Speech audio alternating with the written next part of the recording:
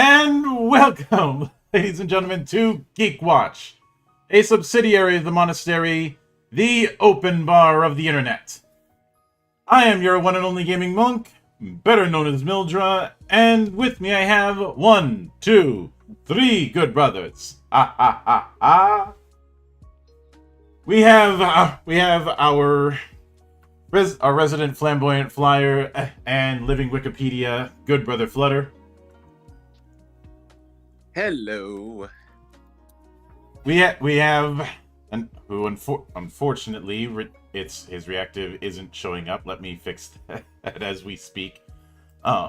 The man making hardcore games for hardcore gamers and weaning people off of the 20-sided hellhole. Good brother Jeremy. Why are you still playing Dungeons and Daycare when you could be playing a hardcore game for hardcore gamers? And, of course, the man of 1,000 runes, the CEO of Zadari Enterprises, and the bane of my fucking existence, good brother Xanatrix. Zadari Enterprises would like to remind you that there is a world outside of the D20 bubble. Come and join us. Hey, Elsa. So, as you can all see, this particular affair is going to be all about the lore. Because of the subject matter, John had to mess around and throw in MatPat for a gag. And even though the text is going to be blocked out by your avatars, it says MatPat will not be featuring this. It's just for the joke. But yes, welcome to Whose Lore Is It Anyway, where everything's made up and the deep facts don't matter. Yes, they matter as much as the opinion of a Kotaku author. Or a frequenter of OnlyFans. Same difference. Or they matter as much as someone who opens their counter arguments with "I'm sorry." Anyway, so Or actually. So the concept of lore is something that is going to be showing up a lot in various IPs or various universes. It's key to establishing a consistent universe, but not all forms of it are created equal, and there have been plenty of attempts by bad actors to try and say that it is something to be undermined. I will freely admit that part of the reason I wanted to delve into this concept was in response to a certain interview segment that was done to try and drum a pipe for season 2 of the Ring-a-ling-a-ding-dongs. That's i.e. the Rings of Power. And that was a so-called Tolkien scholar destroying his own reputation by saying there's no such thing as that technically speaking there's no such thing as lore in Tolkien. Putting aside the weasel word, my response to that is Tolkien didn't get that memo. Certainly not. So wait, the appendices don't exist? The appendices, the letters, the unfinished tales, all of that stuff. Never mind one of the letters when he responded to a potential movie script and just tore into it in the most polite way possible. Because this is Tolkien at the end of the day. Mm-hmm. What did he say? I'm legitimately curious. I've never heard of this story. A lot. Fair enough. He was detailed on it to a level that even I, someone who nitpicks for a living, found a bit much. It was excessive. Mm-hmm. And in the process, he also said that the person who wrote the script, in not too many words, should not be writing scripts. Period. Which is a little bit further than I would have gone personally, but when somebody's trying to adapt your life's work into a film, I can understand being a little protective of it. Now that being said, I feel like in the modern discourse, lore in fiction is one of those things that ends up getting a healthy amount of disrespect. But before we even get into that, I think it's important to nail down what lore is, just to have our baseline. I think at that point, trying to nail down what lore is as a baseline, it's going to be a very broad baseline because the word lore is used to describe so many things. Yeah. So many things. In the context of fictional universes in that particular umbrella, I think we can put it down to the information that aids in presenting a consistent world beyond one individual story.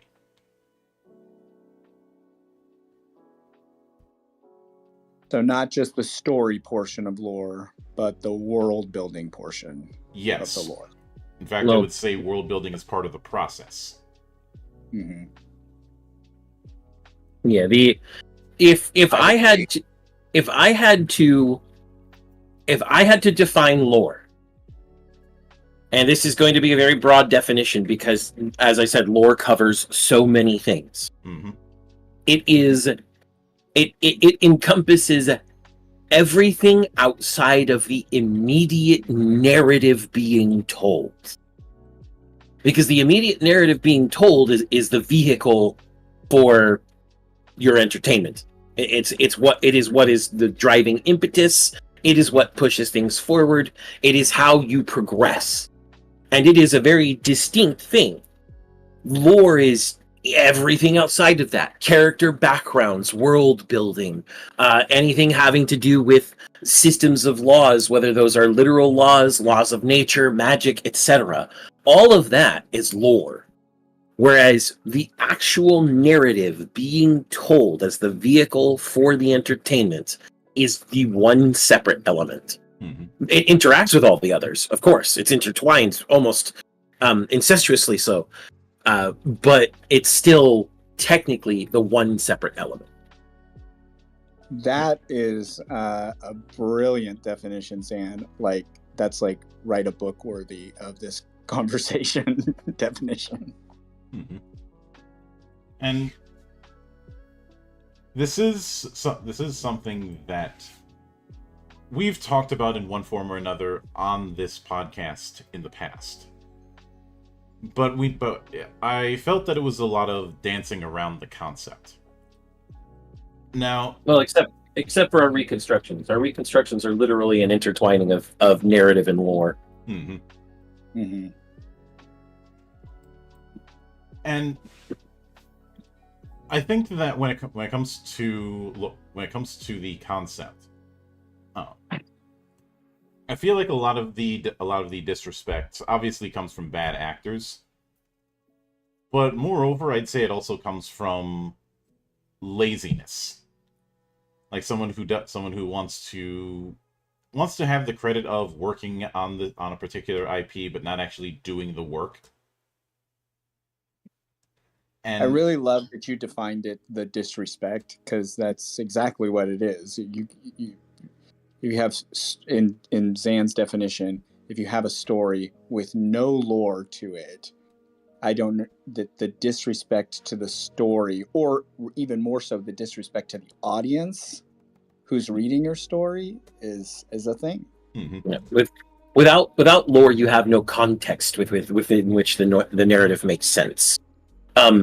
Even in those stories where you have an amnesiac an amnesiac as your viewpoint, or in those very interesting stories that started to become a little overplayed after Memento had such success, where everything is told slightly backwards or out of, Pulp Fiction and Memento did great things with telling the story out of order, chronological order. Out of chronological order, there was an order to them. It was just not the order of time. Mm-hmm. And the biggest thing is that that is still established within a world that has its own lore, and an amnesiac character as your narrator can actually explore those things in a different way than someone who already knows the rules of the world. Yeah. But without any of that, the story just becomes nonsense. The big reason why the amnesiac character became such a recurring thing in a lot of stories, in my opinion, is because it provides an easy surrogate to have a blank slate. Mm-hmm. And an audience surrogate is definitely important, even if it's not the main character. In fact, plenty of times the audience surrogate isn't the main character. Mm-hmm. In something like Dredd, the audience surrogate in that was Judge Anderson. Just to use that as an example. And obviously I'm talking the Carl Urban Dredd. It's actually closer to the comics. Although, make no mistake, we're not bashing on the Judge Dredd with Stallone in it for that reasons. There are plenty of other reasons to bash on Stallone's Dredd. Mm-hmm. Still a good entertaining movie. There's just a lot of things to bash on. Yeah. I just though him taking the helmet off isn't one of them because that was the producer's call, not his. Yep. We don't blame Stallone for that one. Mm-hmm. But part of the reason I said disrespect is not just because of certain bad actors who want to undermine lore. That's one avenue of the issue. There's also the issue of of the laziness factor, which I'd say there seems to be a lot more of that in certain geek circles than the people within them are willing to admit. Especially, certainly, and I would argue that there's more of that than the people who are genuinely not purposely not doing lore. There's more people that are lazy about doing. At times I feel like I'm the operative because I keep saying to people, "Do you know what your sin is?" In this case, it's sloth. Yeah, and this is if I had to use a common example, it would be people who talk about how they want gaming to return to a good old days or see more quality games, but aren't willing to go out and find them, even though they're there, but just expect them to be handed out to them, and then I end up making the analogy of the dog sitting on a nail. I think the analogy I used the other day for one of our erstwhile conflicts in our dev space, but they don't want to be spoon-fed because they're already being spoon-fed. You just have to put your spoon in the bowl and pull it out, and there you go. Eat your cereal. There's your games. There's your lore. There's everything else. They want to be mama bird fed. Mm-hmm. They want the lore to be, or the game or whatever, to be chewed up and regurgitated into their mouth. Mm-hmm. Which I'd say is a much better analogy, especially given the gross out factor with that analogy, putting people on the defensive. But it's certainly accurate. Yeah. And something that I hear from a lot of people is that they just want to enjoy the story. They don't want to read pages and pages of backstory. This is an argument that I see a lot in the comic book space, which is strange given the fact that part of the appeal of comic books is that greater universe that you're stepping into. There's a reason why a lot of people, including a lot of people smarter than me, have made analogies between comic books and ancient myth. Mm-hmm. In terms of established, I think in one person somebody wrote a book titled Modern Mythology or something like that. And that's why I find the idea of I just want to read a story. If that is truly the case, then you'd be better off just reading individual poems,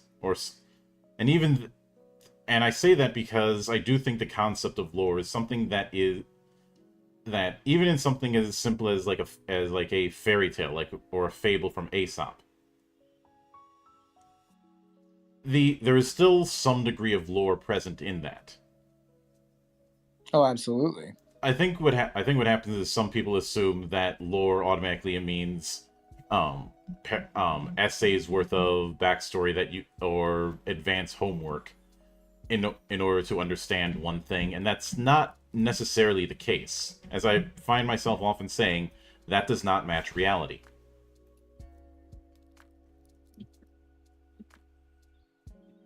Mm-hmm.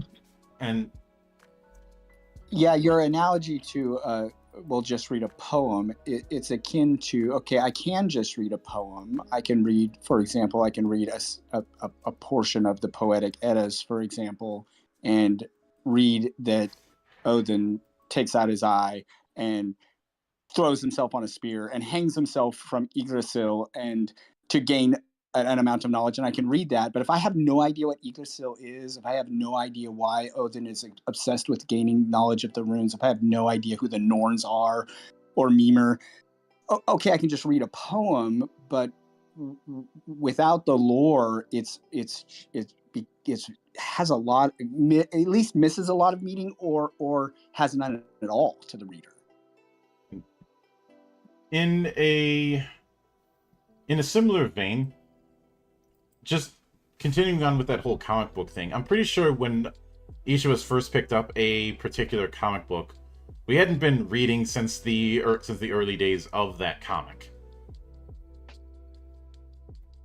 I certainly know I wasn't, when I first picked up a Batman comic, I wasn't reading Detective Comics number 1.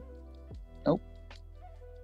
Or number 27, I should say. And the first time someone picks up Superman, they're not reading Action Comics number 1.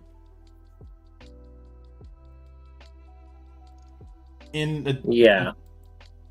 Besides, you can't buy that. You can't get your hands on that without paying up the ass. That's not the point. Oh, I know it is, and I'm just making an observational comment. But to further go into that, I think with a lot of cases we end up getting a taste of the bigger picture, and if the story is captivating enough, wanting to see more of it. There's a reason why the term hooking you exists. I'll use what happened with Star Wars as an example.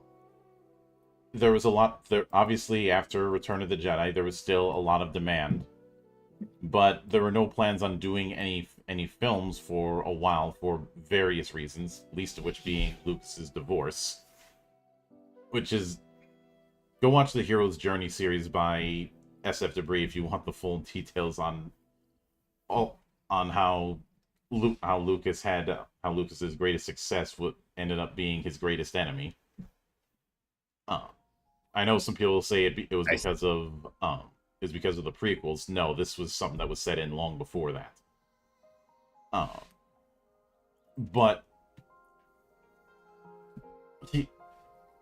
because of that, we end up getting the expanded universe. I think the first case of it was through the comics, and then through novels and a bunch of other things. I can't remember if it was the novels that came first or the comics that came first. I believe the novels came first, Mm-hmm. because the comics. Yeah, I think the first piece of Legends content was Heir to the Empire. I could have swore there was material before Heir to the Empire. I could be wrong, though. I'll look that There up later. was, but none of it was considered approved by Lucas until Heir to the Empire. So there were Marvel comics before that. There was several other sources before that, but none of them had been yet approved by George. Well, he had licensed, so I guess he did approve the Marvel and comics. I mean, if he licensed it, he approved it, but it wasn't considered the expanded universe, what was eventually called the expanded universe, until Heir to the Empire. Yeah, and I know. As far as using the term Legends, I do not acknowledge that term. That is what Disney wants people to think. Yeah. It will always be the expanded universe, and any claim otherwise is wrong. Not to mention, whatever gets done in the coming years is always going to be in its shadow. There's nothing you can do about that. And has been derivative of it in so many ways. But in that same vein, I do remember when Call of Duty Vanguard was coming out. One of the campaign writers had said that Call of Duty doesn't have the iconic characters of other franchises, so they had to make new iconic characters. Was their argument?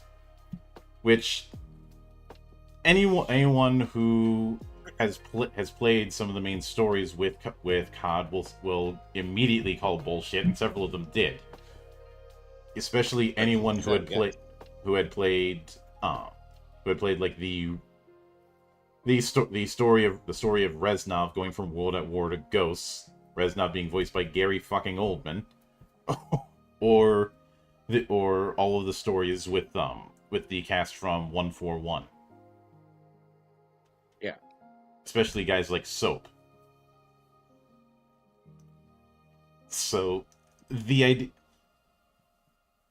that is an exercise of that kind of laziness there's definitely a few years difference, but to say that there aren't any is trying to make reality fit what it doesn't. Yeah. Square peg in a round hole, as it were. Now, when it comes, I think that a large reason why some writers and some fans want to try and when it comes to bad writers, they're just bad writers who feel like the past lore is restricting them, which is something that I hear a lot. But in reality, that's not really the case. If anything, it's providing a foundation more often than not. Yeah.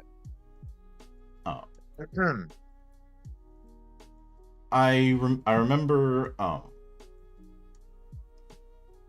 a story about how when, and I've told this story before, but when Timothy Zahn was developing the Heir to the Empire books, Thrawn trilogy, yes. He was sent several books from Star Wars D6 as reference material. Oh, really? That I never knew. Yeah, Yep. a lot of things that would become canonized got their start in the D6 RPG. Yep. Ah. And in that same vein, it's a case of when you're expanding onto something that already has established material, you are effectively standing on the shoulders of giants and there should be an understanding that what you're making is going to be a reference point for someone else in the future. which it ended up being And I have when Thrawn was brought into canon through Rebels. Yes. I've seen some in the case of other materials say that there is too much, but how much of that is actually needed? How much of that is actually required reading is not as set in stone as some people think. Right. And therein lies the point. A person who has, especially if they're building on existing lore, a person who is so foundational in that lore and is what I would call a steward or caretaker of that lore, they're going to present a story that you don't necessarily need all the lore for, but it will be so based in the foundation of the lore that it feels like, oh, of course. Like this is happening because, of course, there is some sort of lore behind this, even if I don't know it. So I'm comfortable in the not knowing because it feels completely established. That's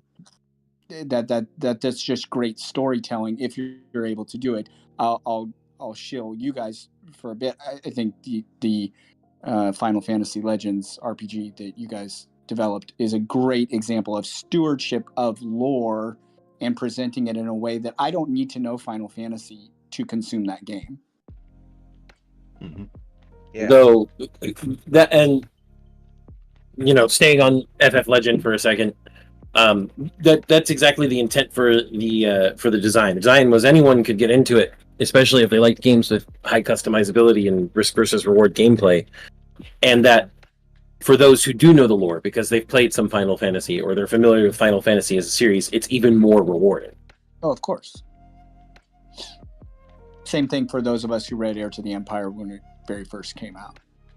I did that. I had that book. Yeah. The big reason I'm leaning in this direction is a common tactic is using newcomers as some kind of shield.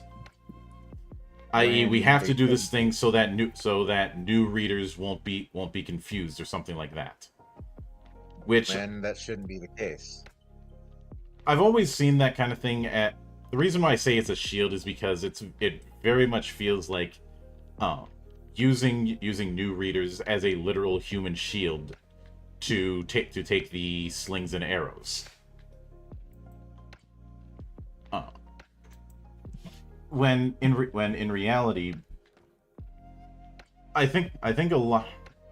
I suppose another big example I will use is how you had a whole generation of new 40K players off of the success of Dawn of War.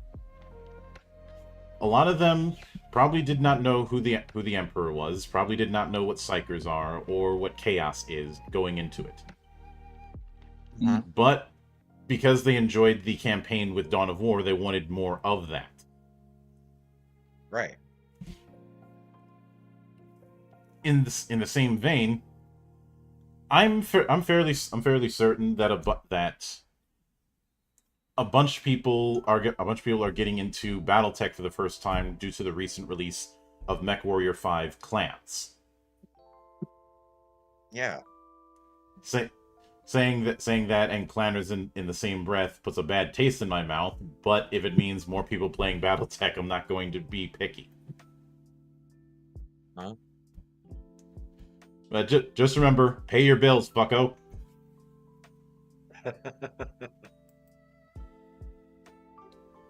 I know it's only a matter of time before an expansion to that happens and we're recreating 2Kid. Remember 2Kid? Yep. Remember the reasons why you don't piss off the phone company.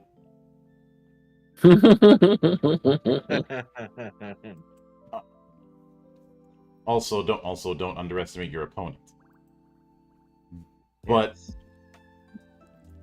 the thing of it is, when it comes to new people coming in, I've often found that trying to do something specifically to try and bring new people in doesn't have the best track record of success.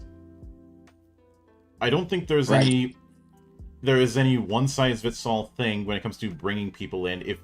If there's anything that is the most reliable means of bringing a new person into becoming a fan of a given IP or medium, it's good old-fashioned word of mouth. Yeah. Oh, it's for. I remember Mark Kern talking about wanting to, even in the early days, wanting to jump on the streaming thing, because he saw it as a way to get more reliable forms of advertising without having to spend a bajillion dollars on advertising. Which it very much is. I'd imagine a lot of games that have gotten big over the last decade have done so because of streamers playing them, and people see that enjoyment. I know that's definitely the case with certain games. And when it comes to the whole lore thing, I'd be remiss if I didn't bring up the Souls games, because this is another case of that disrespect. Since a lot of people who dismiss the story or the setting of Souls-likes often do so because they'll claim that all the story is in the background or something like that. When it's not. Or that the actual story is simpler than people let on. What that ultimately tells me is that mama bird analogy that Zan did earlier is far more applicable with those kind of people, because they have a mindset that storytelling is something that can only be done one way. And correct me if I'm wrong, Zan, but didn't Miyazaki say that he set things up like that, somewhat inspired by the books that were in the family house that he couldn't read? I think that was part of it. Yeah, he has a lot of inspirations that he does, and especially for the way he uncovers his lore. I think it was specifically the fact that they were books that he couldn't read at the time, or could barely read, because English is a required subject in Japanese schools. And as he uncovered more of them, it felt like he was finding more wonder. Mm-hmm. And the act of uncovering and discovering more of it is, I think something he was trying to focus on. Yes.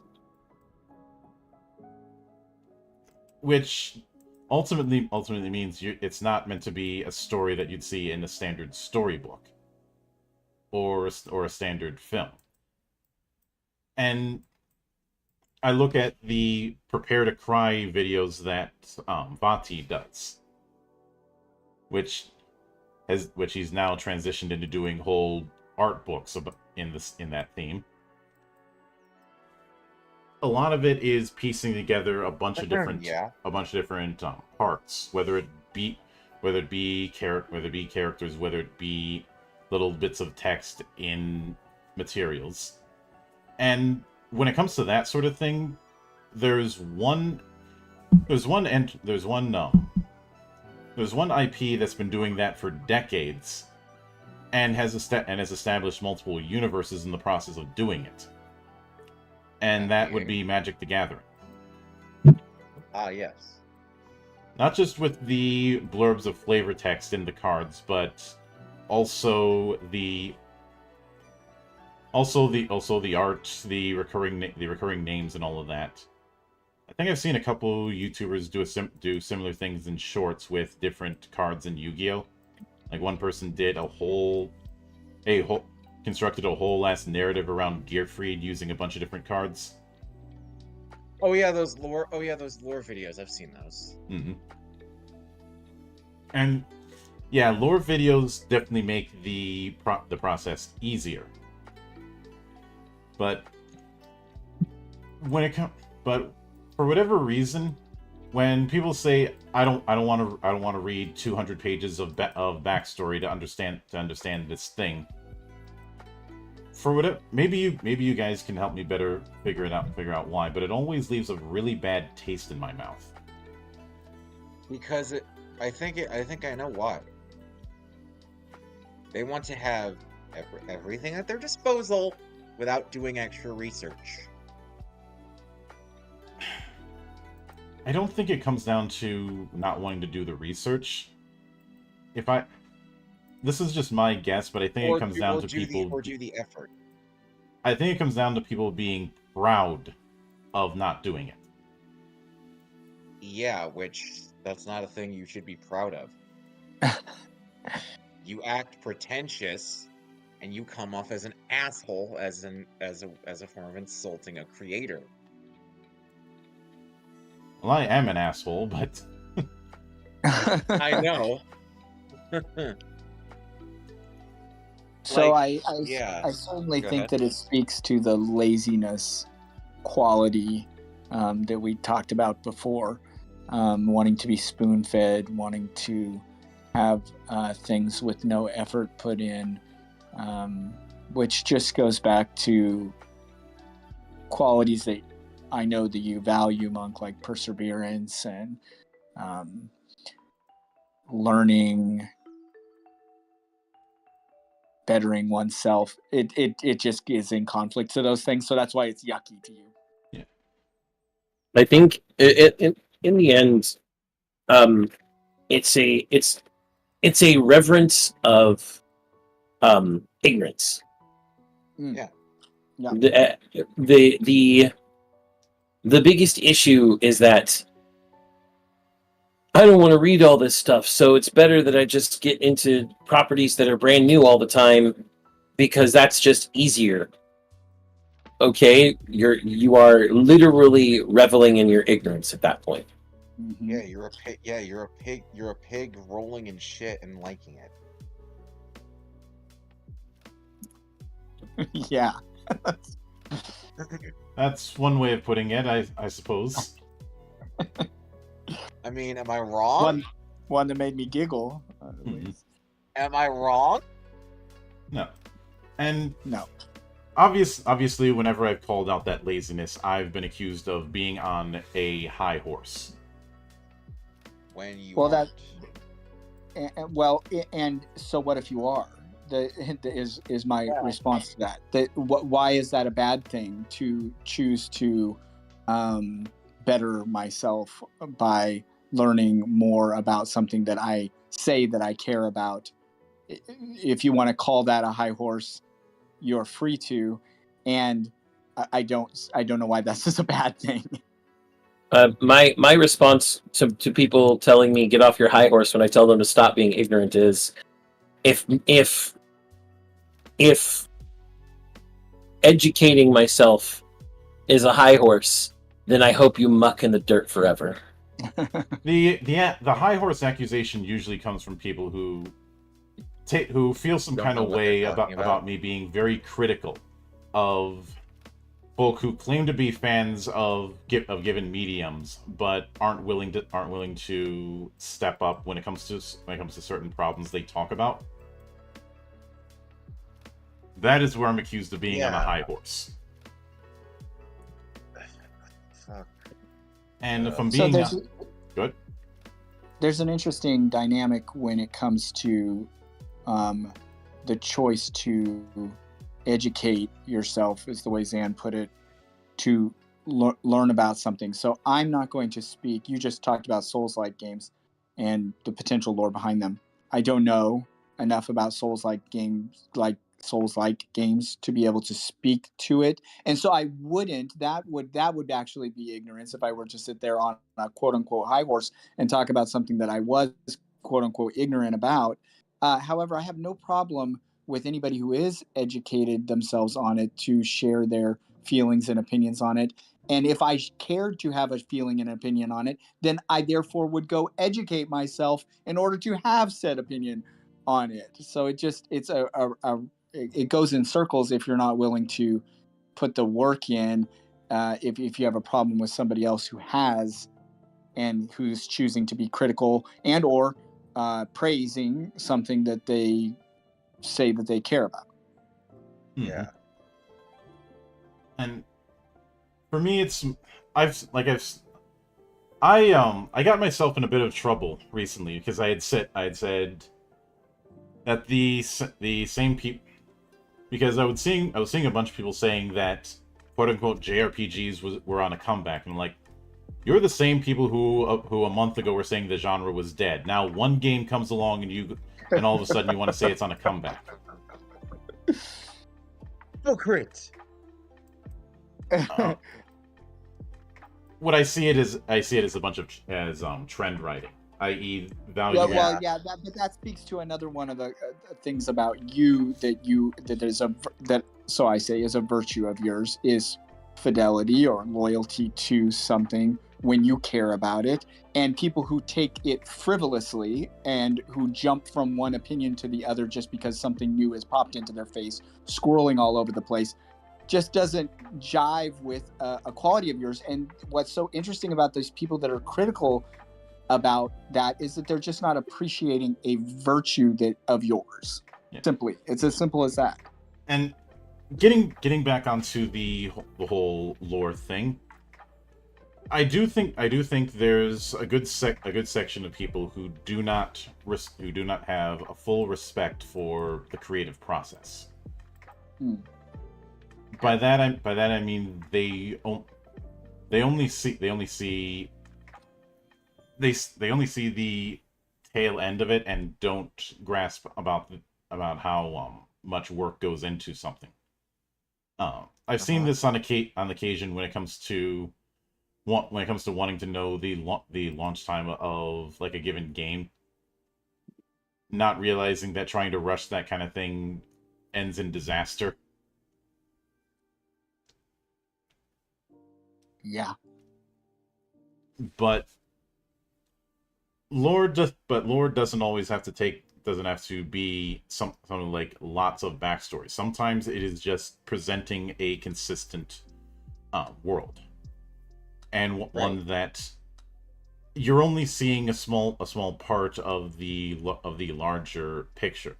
And since Avatar is used on the image here, I'll use that as a frame of reference, and specifically, and this is something we've talked about in the past, why Legend of Korra didn't work. Not just because of the inconsistencies, the dialing back of the fighting style thing, although that's a part of it, but also the fact that the setting itself took a back seat. Which, no, that is not how you write a story. I mean, one of the strongest elements with the original Avatar was the setting that it took place in. You know, it was one that had its own voice. This mixture of elements between different cultures, elements of steampunk, elements of wuxia, and so on. Yeah. That were all again consistent. Mm-hmm. Then Legend of Korra comes along, and because it spends way too much time on this whole pro-bending thing, goes with the idea of a republic city that's meant to emulate Ellis Island, introducing more steampunk, but doesn't do anything with that area. That's not how you write a next generation story either. This was something that I remember Zan and I really wanted to make clear. In fact, I believe when we did that reconstruction, we wanted to have it that it was taking place entirely in Republic City. Yeah, the first book took place entirely in Republic City. Yeah. We still had the beginning of Korra's story being her going around to the other bending masters and learning bending, because our Korra didn't start with 3 fucking bending powers already. Mm-hmm. And our Korra was also a bit more bookish and a bit more cautious and a lot more shy. Mm-hmm. But yeah, We had everything take place, and we made the city as much of a character as anything else. Mm-hmm. Yeah, right. The setting is very much a character. So one of the issues when lore is taken and then expanded upon that is an easy killer of the lore itself is to decide how this lore looks in relationship to its future, so the lore itself's future, and only focusing on that aspect of it. So the steampunk stuff that they put in there that is never consistent or setting story or anything other than it is a representation of a future version of this world, and that's all. And married with what's actually like modern progressive thoughts that are actually going on in the real world, and trying to put that as a basis for any furthering of the story. Okay, now we're going to just add current social progressive elements and put them in here just for that sake. Where's the lore? It's all gone because the story is now just a future version and just a representation of a future version with a bunch of messaging on top of it. Yeah, you've killed your lore. Mm-hmm. Yeah. And the thing is, whenever this kind of thing gets broken, you inevitably have the folk who try and downplay that discrepancy, saying it's not that big a deal. Mm-hmm. Yeah, when it is. If it's not that big a deal, then these things that follow this pattern that I just mentioned, and there's other parts to that pattern that I just used Legend of Korra as the example, but the people who say it's no big deal, then if it's not a big deal, then why aren't these wildly successful? Yeah, and Legend of Korra was somewhat a success, but only for like the first season. Yeah. Obviously, Rings of Power is not going to be a success. In fact, it's probably even if it was making big numbers on Amazon, which I highly doubt it was, because if it was, I would have heard about it. You would have seen that in PR releases everywhere, and silence speaks volumes in this case. I would have. It's still going to be a bust just because of how much money they spent on the project. Not only that, but they've lost the goodwill of anyone who was a Tolkienite. Mm-hmm. Anyone who followed Tolkien's lore, who knows exactly. Let me just diatribe here for a second. Remember, everybody, the entire reason Lord of the Rings exists is because J.R.R. Tolkien, a linguist, designed a new language that he wanted to have something to show off in, basically. Yeah. He's like, I've designed what would later be called, I believe, Quenya, the Elven language, or Sindarin, depending on who you talk to, depending on which elf you're talking to, actually. Yes, that's right. And he designed the Elvish language completely from scratch. It's a full language. This is a conlang that went the full distance. And then he decided, man, it'd be really nice if I had a world where this could be used. And thus, Lord of the Rings and The Hobbit and everything else was born. That alone is a wealth of real life lore regarding the creation of Lord of the Rings. And then Lord of the Rings itself has a massive amount of lore that is both explored in Lord of the Rings and The Hobbit, but even further through, as we mentioned earlier, his notes, unfinished manuscripts, lots of things that were put in the Silmarillion. It's all of that exists, and Rings of Power decides to shit on all of it. You are shitting on the well wishes and goodwill of a massive fan base, because Tolkien's a generational concept at this point. He's affected multiple generations of people. uh, shitting on that lore is going to end up destroying what fan base there was to a tiny fraction of people who are just happy that there's more things being made in the Lord of the Rings universe, even if it completely ignores the Lord of the Rings universe. If I want a good Lord of the Rings story that's coming out, I'll watch War of the Rohirrim. There's been some debate on that, but that's another story. And a lot of times when people frame the whole, "Oh, it's not a big deal," it usually comes with the, "Be thankful you're getting more stuff," or be thankful. And that is one of the that is the worst for me. When they mean it that way, it's not a big deal. Meaning, well, at least we're getting more of.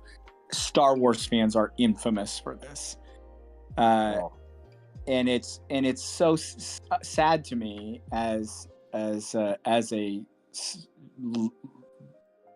lifelong Star Wars fan that is what the Star Wars fandom has come to, is, well, at least we're getting. That doesn't cut it at all. I think some people are trying to channel the whole be thankful you're getting dinner thing that their parents may have said to them. Maybe but we really had that. We had that mentality. Star Wars fandom has had that mentality for a long time because there was so much deprivation of Star Wars between the original trilogy and the prequel trilogy when it came to anything movie wise, that it became the acceptance of the prequel trilogy, which was just garbage storytelling, and they would but at least we got, that's where it began. But at least we got new movies, finally, new Star Wars movies, and then it just became the way to take Star Wars from that point on.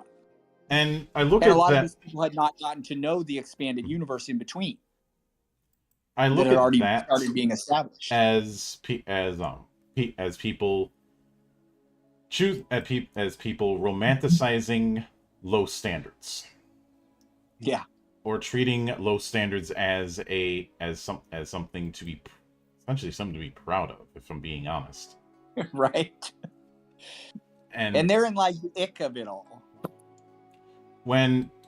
If I'm being expected to pay in time or money, then I don't think it's unreasonable for that investment to get some kind of return. If I'm investing in a company, I'd want a return on my investment. If I'm investing time, I'd want to make sure my time is not wasted. Yes. And where some people might just go, it's completely hopeless. I've taken the approach of, this is something that's become so much bigger than this one person, and other people are going to be taking it and doing their own spin, and that's what I want to see. Mm-hmm. And I have taken that approach with how I handle certain games, even ones that could be argued as rip-offs of something. The attitude I've taken is, this is something that has been around enough that it has inspired people, and they're going to be taking their own interpretations. Yeah. And because of that, I want to see where those interpretations go. I find that, and I said this on Twitter a while back, I find that a good amount of people fetishize the concept of legitimacy. The idea that if it's not coming from this particular name, then it is not legitimate. It is the equivalent of an asylum picture. Well, then your lore has become religion at that point, and okay, great. Mm-hmm. And well, when it comes to that particular crowd, well, what it tells me is that you're an addict. Now, even with that, I'm not going to dismiss the concept of lore in a given work. And if anything, it reinforces the importance of having a series Bible. in a sense. Always.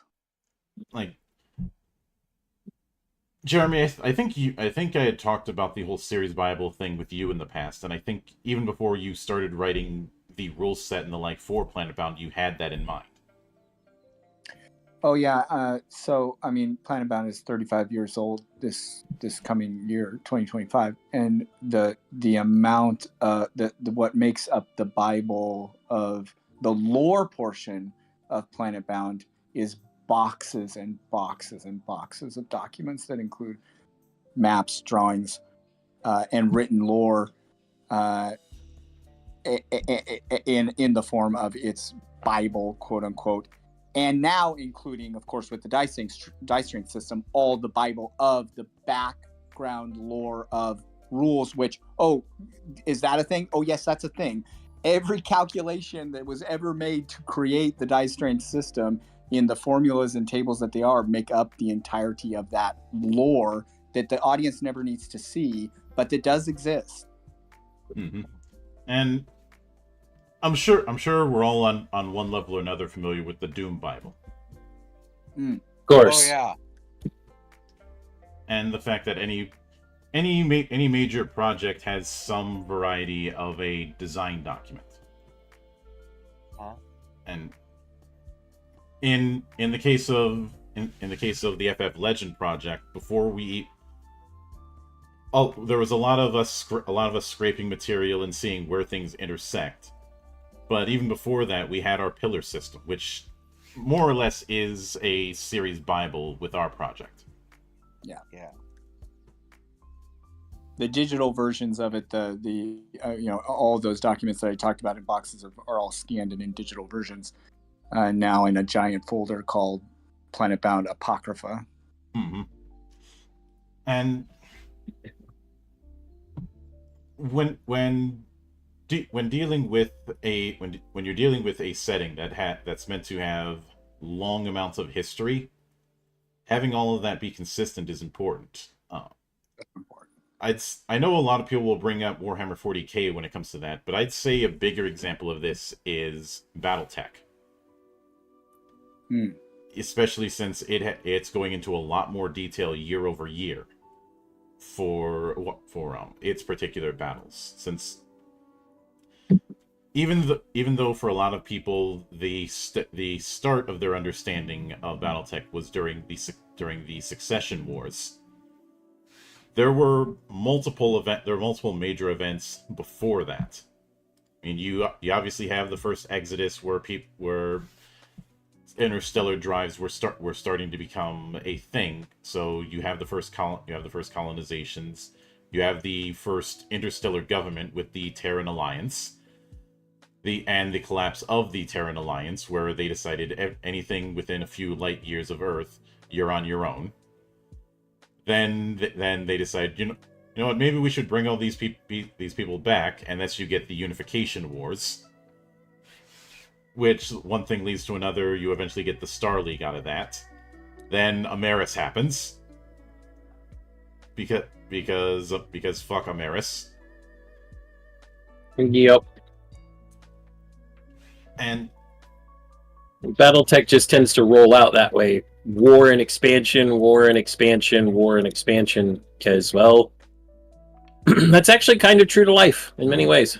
Or in the case of the Capellans, war and constriction, because nobody trusts Capellans. That's everyone else expanding around them. It's still war and expansion, just not them expanding. Mm-hmm. But then again, the Capellans are commies on steroids, so mulligan.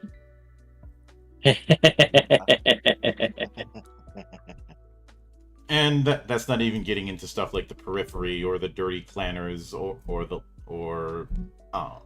things like the Jihad. You know, all these different events and all these different eras. Yeah.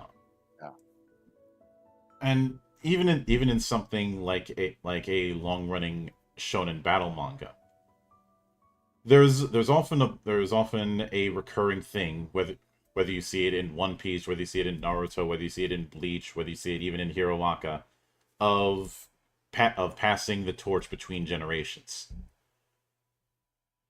Yep. You know, the people that a lot of characters look up to were the protagonists of the past generation, even if you don't see it. Well, and of course, looking at Naruto, we've also got the entire thing about the will of fire, Mm-hmm. the will of the previous ninja pushing the current ninja into greatness. Yeah.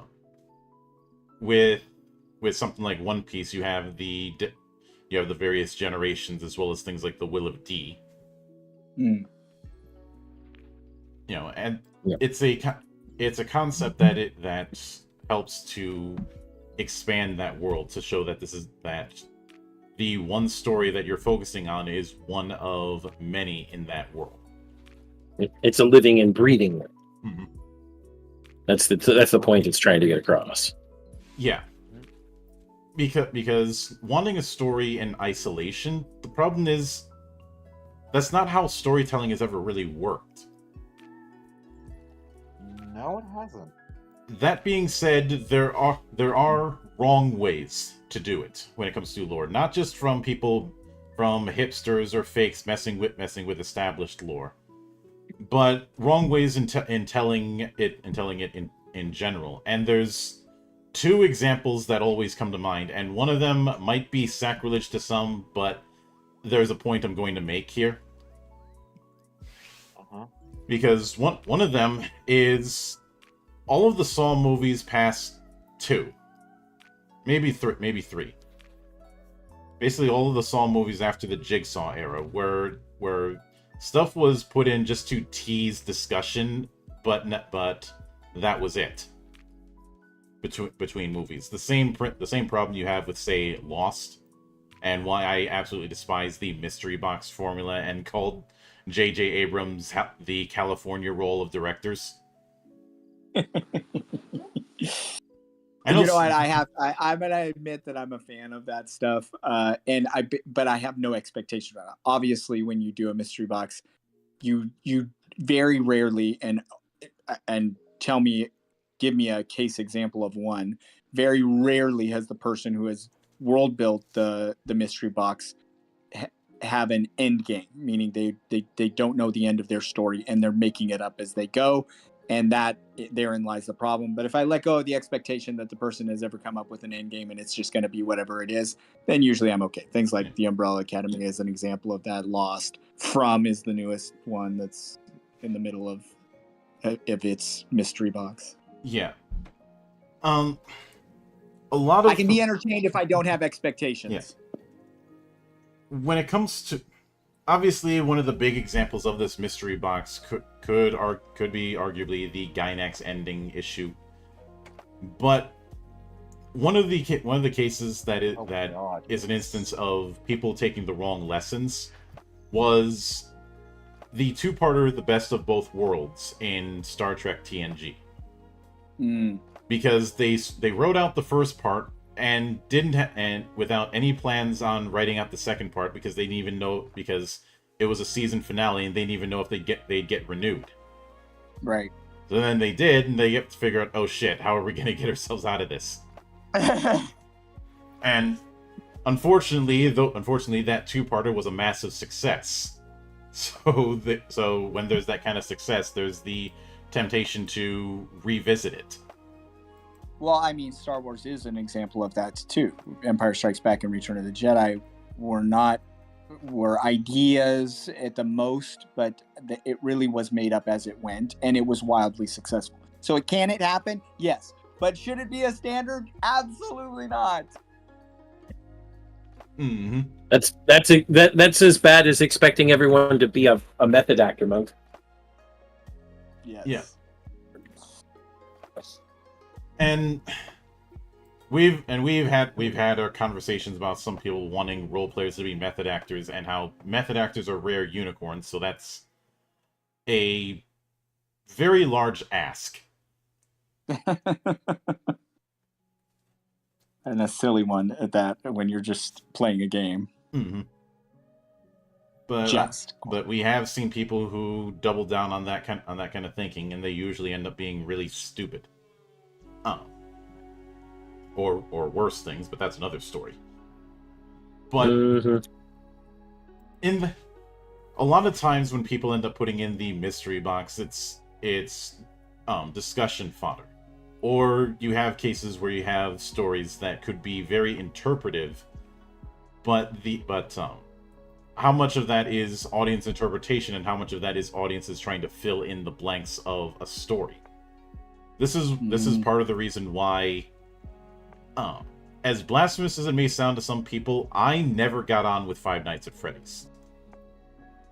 Even when I started to get a understanding of the attempt at the bigger story, the problem that I had was I was trying to figure out how much of this was actually planned and how much of this was people trying to play Mad Libs. Yeah. I think it's quite a bit of the second. Well, I think Scott Cawthon even said that a lot of the ideas that fans came up with became inspiration for later parts of the Five Nights at Freddy's work. Which is a great thing, by the way. I mean, I don't think that that's a bad thing at all. Fans of a genre falling in love with the quote-unquote mystery box that it is, them theorizing about it, then creators taking some of those ideas and going, hey, that's really, really good. Let's go with this aspect of it and expand on it this way. And creativity, inspiring creativity, hell yes. Yeah. Scott Cawthon did a great job with it. Once enough people had given him inspiration, it seems like he had he everything past that point was planned. Yes, correct. But with the first game, not really. Mm-hmm. No. And the big problem when it comes to the mystery box is unless you're very careful about it, you can create expectations that are going to be setting yourself up for disappointment. Well, at that point, the question is who's I mean, at that point you have to ask who's setting those expectations.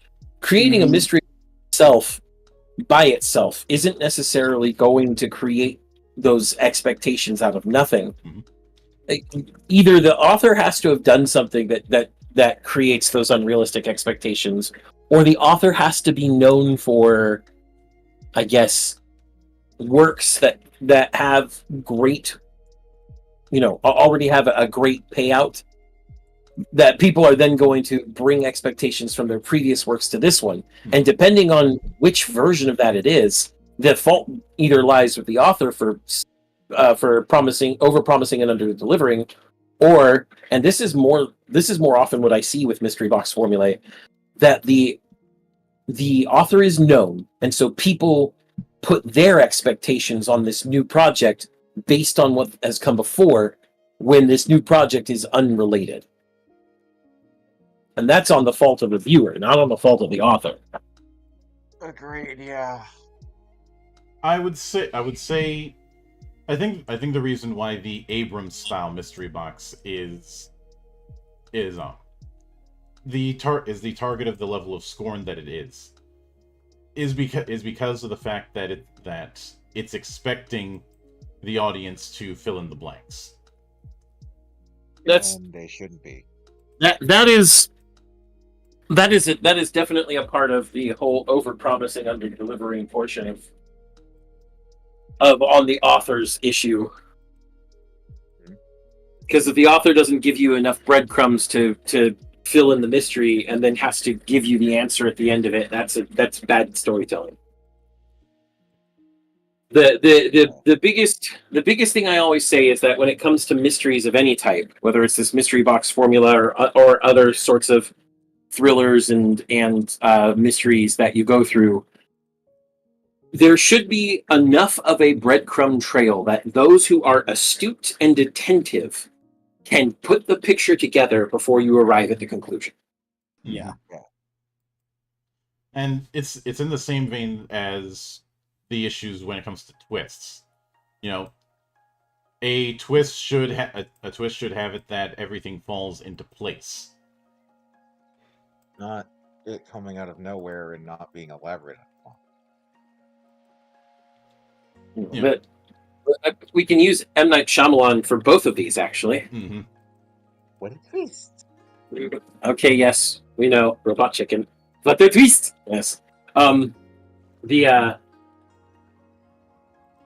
mean, everybody is going to think back to the twist of, well, I see dead people.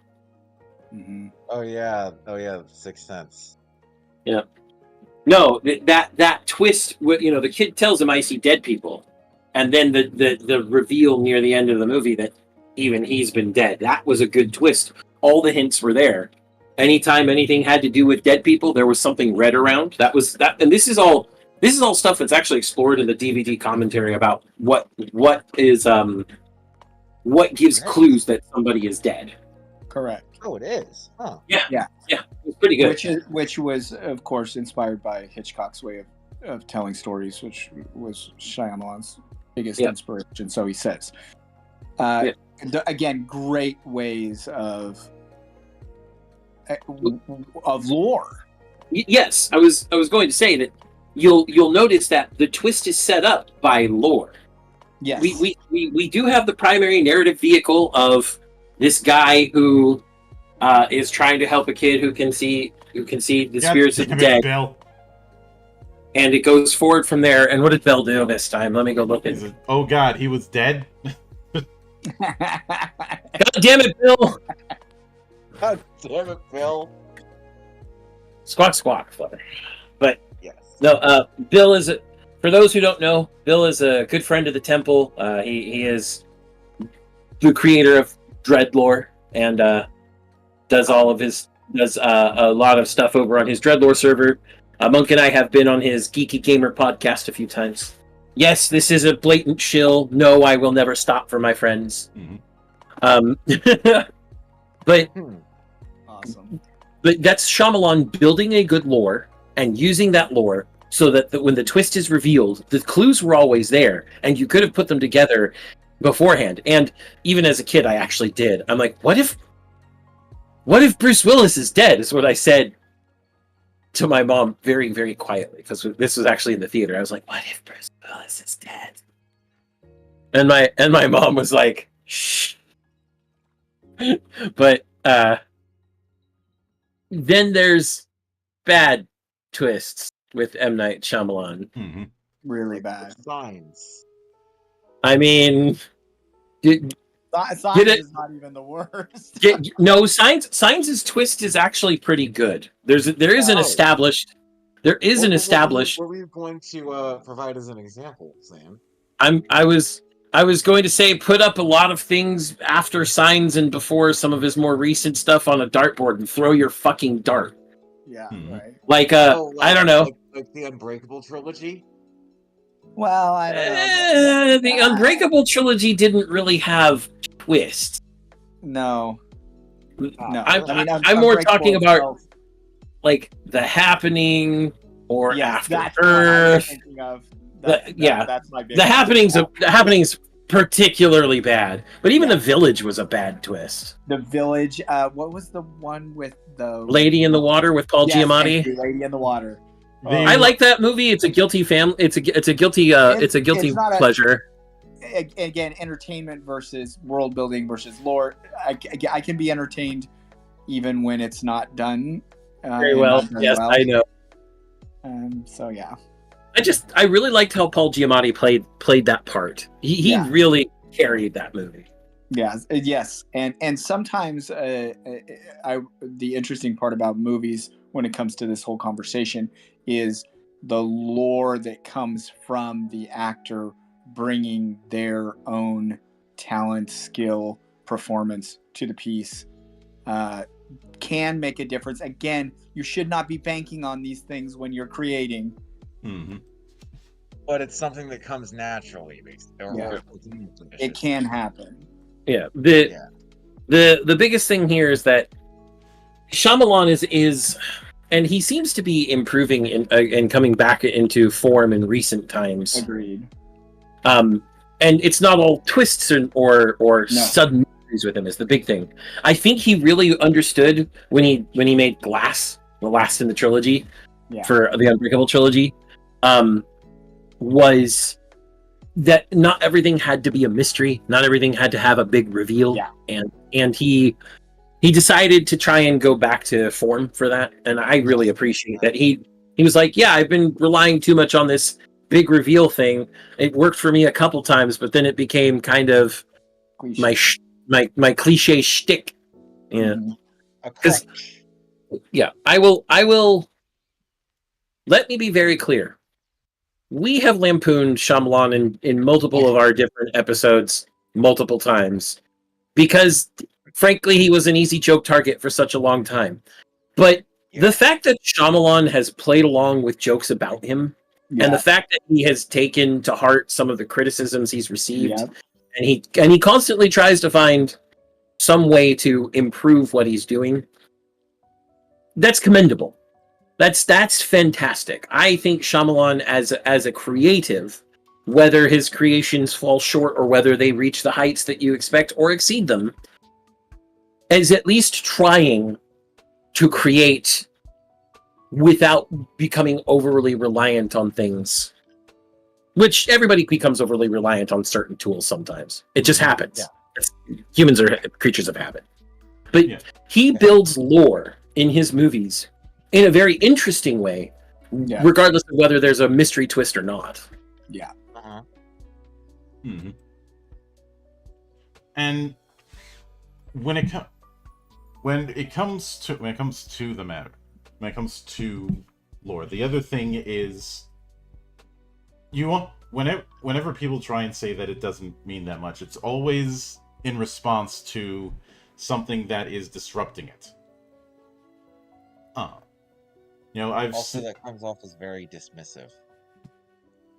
Well, it's because it is. Exactly. But it's usually in regards to something that isn't, that, as I said, is in conflict. To use a video game example, I'll bring up why I've treated Emil Pagliarillo as my whipping boy for his writing, whether it be his writing in the Dark Brotherhood storyline in Oblivion, up to the storylines that he's written for the Fallout series, especially Fallout 3 and 4. Obviously, he did not have anything to do with the writing in New Vegas. Well, that's obvious, but we can move on beyond that. But just as an example, the inconsistencies regarding ghouls has been talked about whether or not they need to eat or not. Mm. And it's not even a case of being inconsistent from game to game. Sometimes it's inconsistent from quest to quest in the same game. I know what he's referencing. Or one of the big nadirs on the matter, and you should know where this is going, Zan, because I've told you this story. Yep. The radiation witches he wanted to do for Fallout 4. Radiation witches? What? Yeah, you'll want to tell them the story, Monk. So, this was brought up at GDC, I think, that he wanted to use it because of the fact that Fallout 4 is taking place in the Boston area and thus has Salem. the mythos.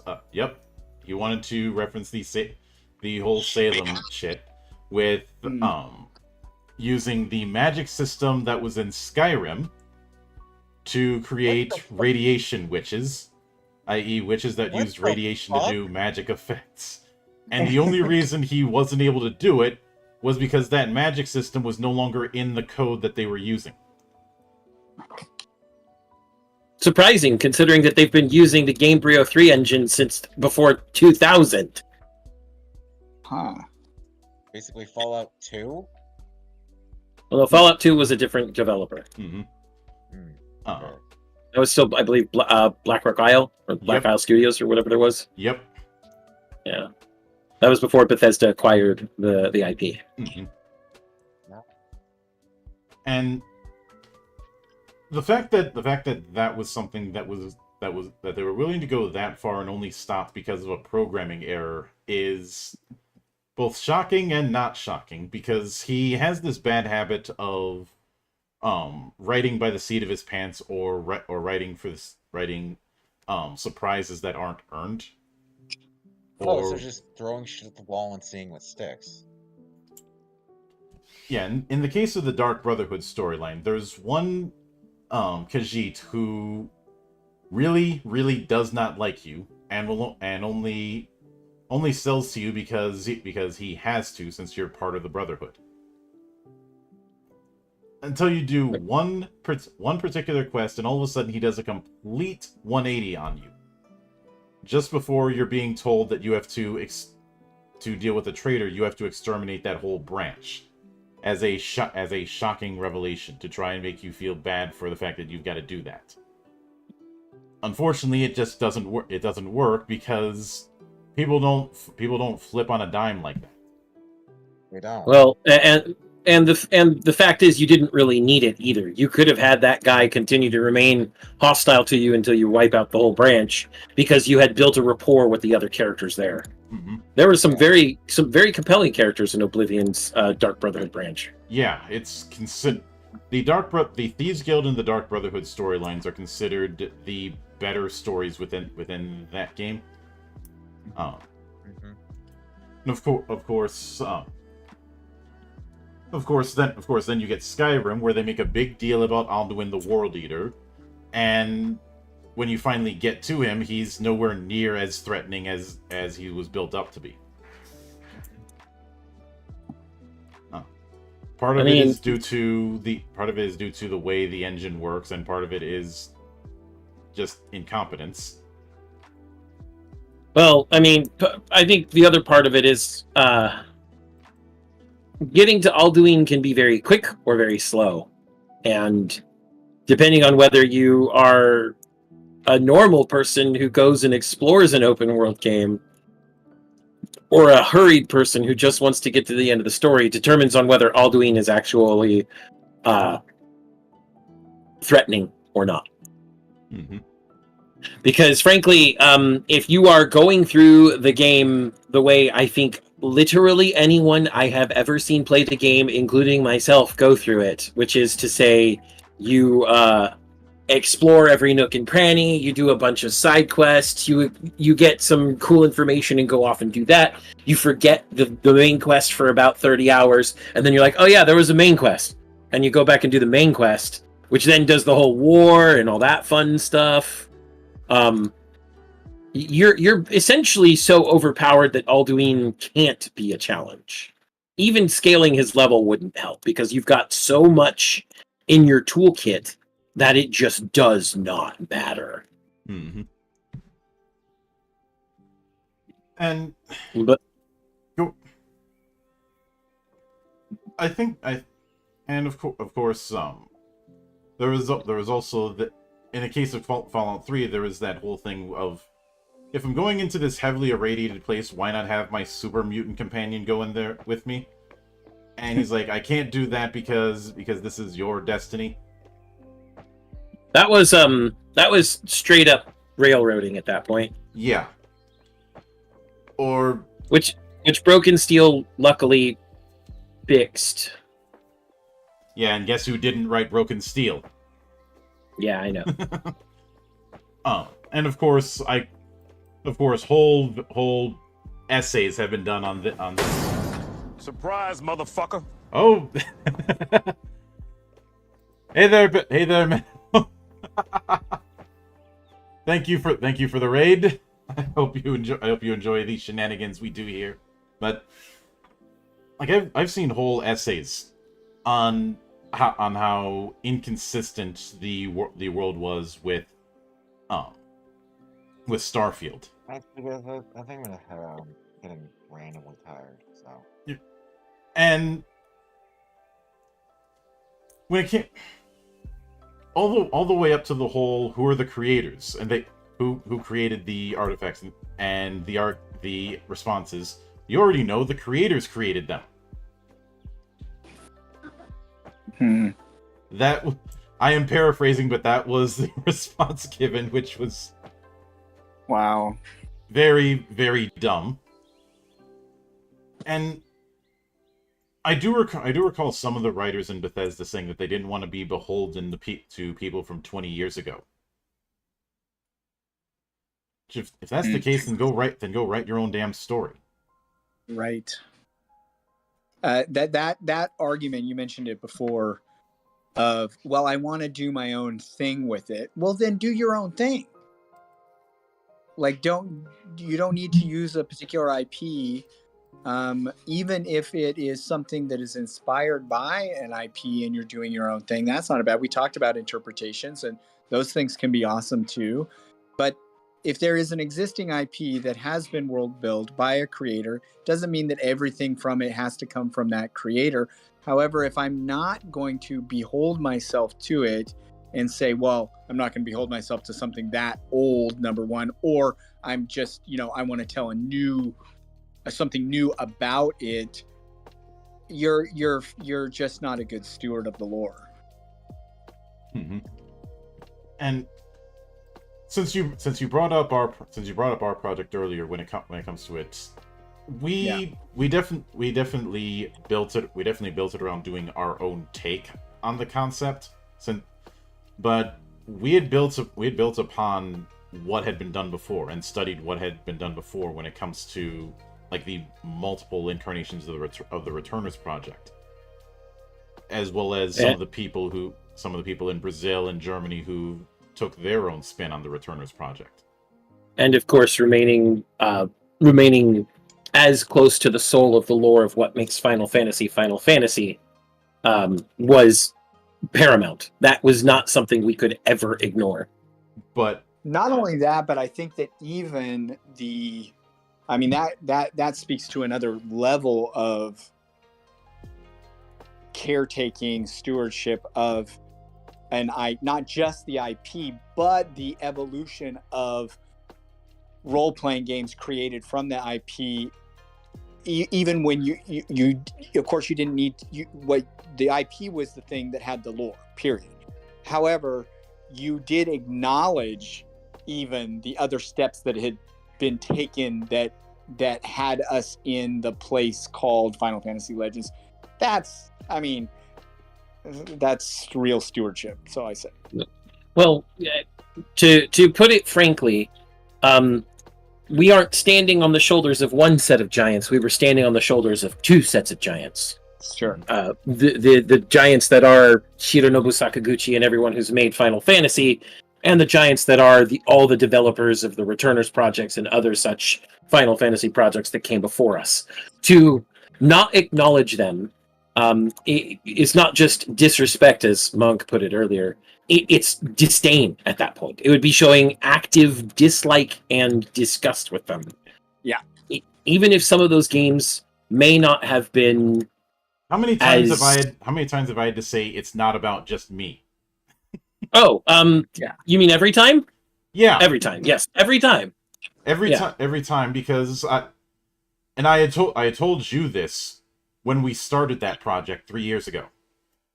I wanted it to be something that wasn't skewed towards one generation. And part of the reason I ended up saying that was our incidents with some of the grogs leading up to FF16. The people who are like, "Oh, it's somehow disrespectful for it to not be turn-based," or the roots arguments. Yes, there is a lot to unpack there, and we've done that elsewhere. But and yes, Homeless Potato did an excellent job breaking down the problem. Yes, that maybe this just means that Final Fantasy, as it's becoming, isn't for those people anymore, which is fine. Mm-hmm. Things change, and sometimes they aren't for you anymore after they change. That just happens. And moreover, a lot of people who were having that mindset were thinking that their interpretation is the only one that has value. Imagine Yes. saying that about the different ways that certain myths have been interpreted. Like, let's use King Arthur. yeah, because because you have Mists of Avalon, and then you have Le Morte d'Arthur. Both of them are telling that story, but are doing very different perspectives. And then you have old Pictish and Celtic myths that are basically old word of mouth tales. The legend of King Arthur stretches all the way back to Roman conquering of Britannia. Mm-hmm. And the way that it's changed depending on region and the people telling the tale and their own historical cultures and their own historical habits changes how King Arthur is interpreted. Nowadays, I would say that the King Arthur most people know, when they're not referencing Sword in the Stone from Disney, is going to be at closest to Le Morte d'Arthur. Mm-hmm. Simply because Le Morte d'Arthur is probably the most romanticized version. Oh, it did come from France.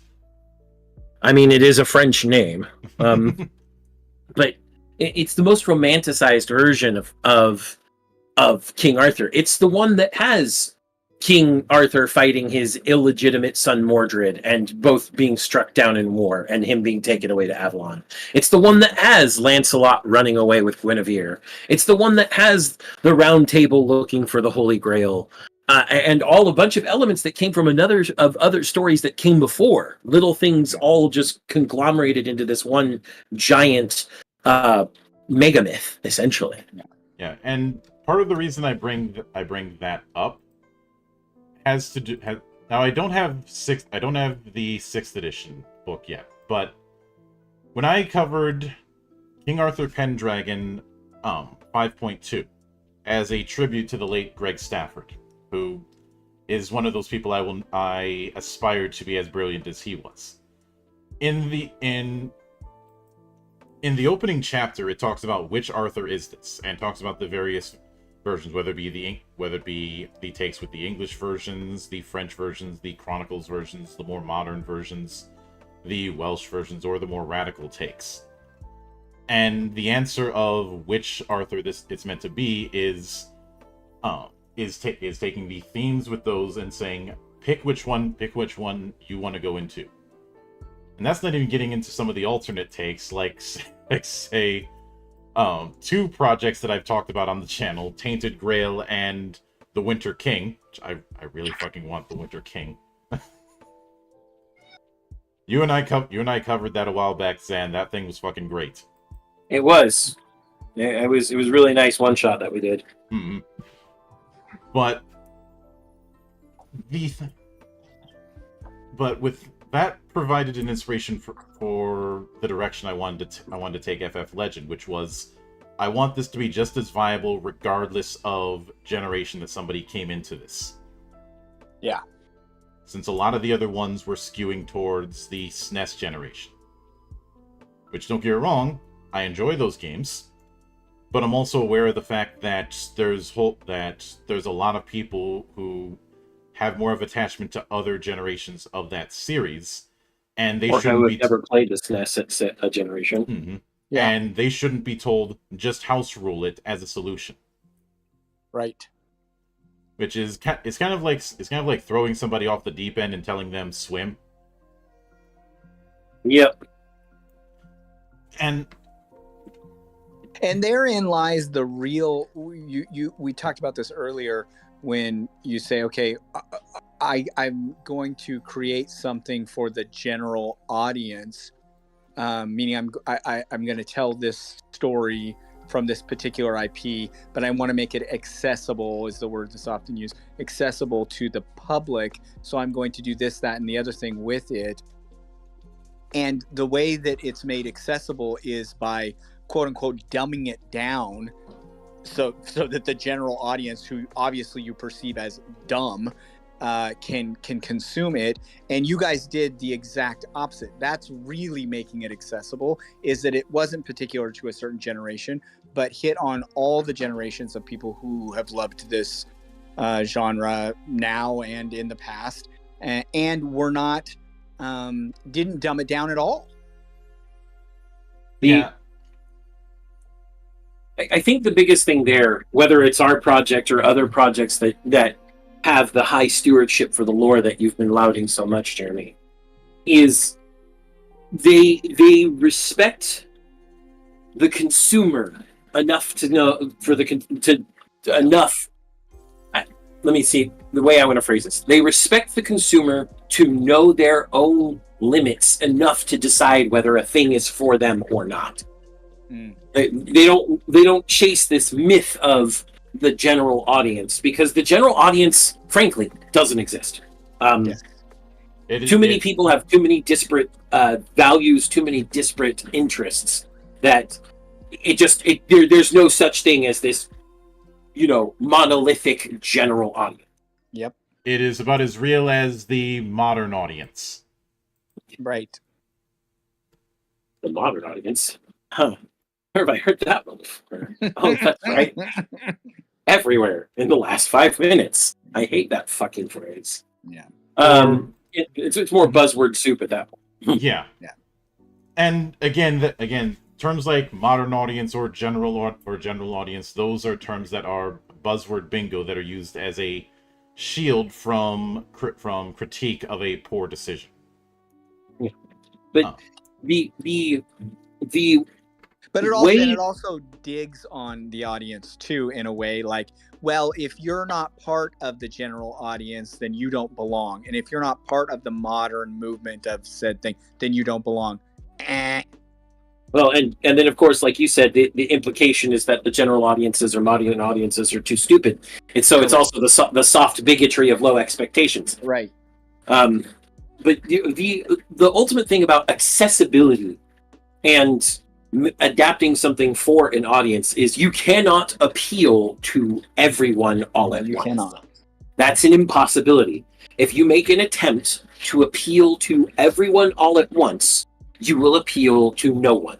Mm-hmm. You will be so milquetoast gray that nobody cares. And we've seen this. We've seen this multiple times throughout the history of entertainment. Yes. And that is why the people who take a grasp of their lore and unabashedly revel in it have a dedicated following. And while it may be, depending on who it is, it may not be the biggest following, it is dedicated, it is entrenched, it is resolute, and that spurs the creative to create further. Because at least there's somebody out there who appreciates their creation. And hell, there are some creatives that create solely because they love to create. And even if they have no following, they continue to create. Yeah. This isn't always a good thing, but, beggars cannot be choosers. Mm-hmm. Very, very much so. And when it comes to the notion of lore, I look at it as no different than the tapestry that is ingrained within a given culture. Not just a culture based on like ethnicity, for example, but even the kind of culture that you'd see sprung organically out of, say, convention scenes. I said in the past that I don't see a whole lot of difference between a geekdom convention from nowadays and a cultural festival from 200 years ago. The subject matter may change, but the energy is still the same. Exactly.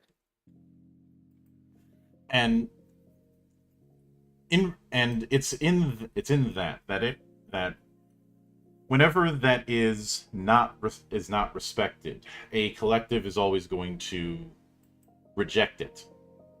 Especially when the people disrespecting it have a expectation or a demand to some sort of reverence that they have not earned. This is why you see people who ardently defend, say, The Last of Us Part 2 and try and say that it is this masterpiece when the rest of the universe is like, no, it isn't. It's shit, and it's and Druckmann will always be a fucking idiot. I love the fact that you bring up that it's a masterpiece, because if it were a masterpiece, why would it need to be remastered so quickly? Yeah, that was weird. It's only been out. The original was only out for a few years, and now we're doing a remaster. Right. Huh. That's a thing.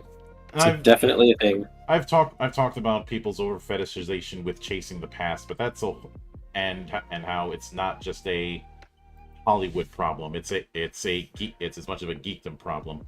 But that's a whole other story. One that some people don't want me to tell, much in the same way that some people don't want to admit that they are in an ivory tower. No, I'm never letting that go, Zan. I know you're not. Well, the ivory tower speaks to the last thing that you were just talking about, of the, well, since I am in this space, and don't you see what I did, and don't you understand the thing that I made? When it's, yes, I do understand it, and I'm telling you it's garbage. You were not a good steward of the lore. Sorry. And then the audience doesn't care for it, and sorry, not sorry. The upset that occurs on the part of the creator and or producers and or and especially, and you mentioned Last of Us, especially you expected us to care because you added messaging that you thought we cared about that we just don't. Yeah, I do remember saying when it comes to that sort of thing, at the end of the day, people only care about a story that they can be drawn into. Yeah. And I will end on this. The ethos of my monastery for the last 10 years has been, I want as many people not just playing as many different story games, but enjoying as many different stories as resonate with them, and finding games that resonate with them. And doing my best to help that along, because my whole thing has been a respect for the grand tapestry that is the creative process. I think this was something that I hinted at during my debut back in August.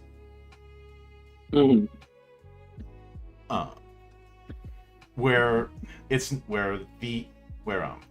me being the gaming monk is more than just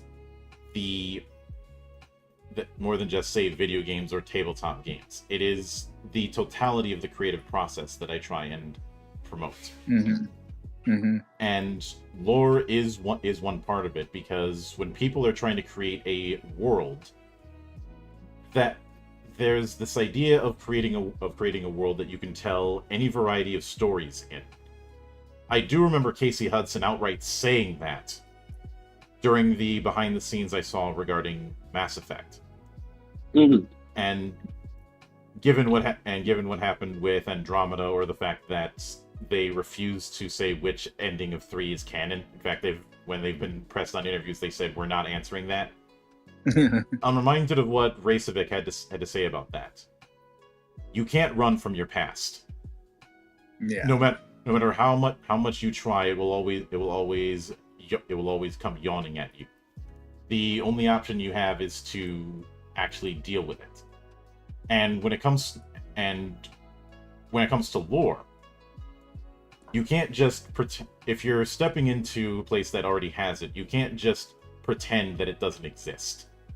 You can't say there is no lore in something like this. If you do that, you get exactly what's coming to you, and nothing more or less than that. While I danced around it, that I think that's as strong of a coda as we will get for this kind of thing. So yeah. I do want to thank all of you for stopping by. I do want to thank the folks from Melanie who decided to rate in and get to experience the unorthodox alert sounds that I use. I will be back here later tonight. I was originally going to do more of a Kimbot. I'm going to be saving that probably for Monday or Tuesday. Instead, I'm going to be doing Demo Grab Bag once again. I'm probably gonna have to come up with a different gag because I've run out of Die Hard movies. That's your own fault. Blame Steam Next Fest for happening. But for those who haven't seen the demo grab bag, it is basically me going through a bunch of game demos that I grab off of Steam and Itch and a few other places. And it's because of that I can't say what games I'm going to be running, because it's always a bunch of different games. And of course, on Tuesday there's going to be an extended Monastery Gaming because my initial plans didn't quite pan out. Wednesday, 9th level games will be coming back. Thursday, I will be doing one shot with the Mad Monarch, covering Montsegur 1244, because we have the 3-in-1 rule. We're not finishing Hellas until next week. Friday, Zan and I are starting a new season of the Valley of the Judged, covering the Robotic Age, because I am still on my covering weeb shit kick. We never stopped, Monk. What the fuck are you on about? Well, I have said that my villainous master plan is to get more weebs into tabletop, so I can piss off the grogs even further. I mean, yeah. And normally we would be doing Robotech on Saturday, but because it's the last Saturday of the month, we're instead going to be doing a one-shot of Hell Knight. Because remember, folks, ride beyond and behold. But until then, on behalf of the good brothers present and not present, my name is Mildra, I am your gaming monk.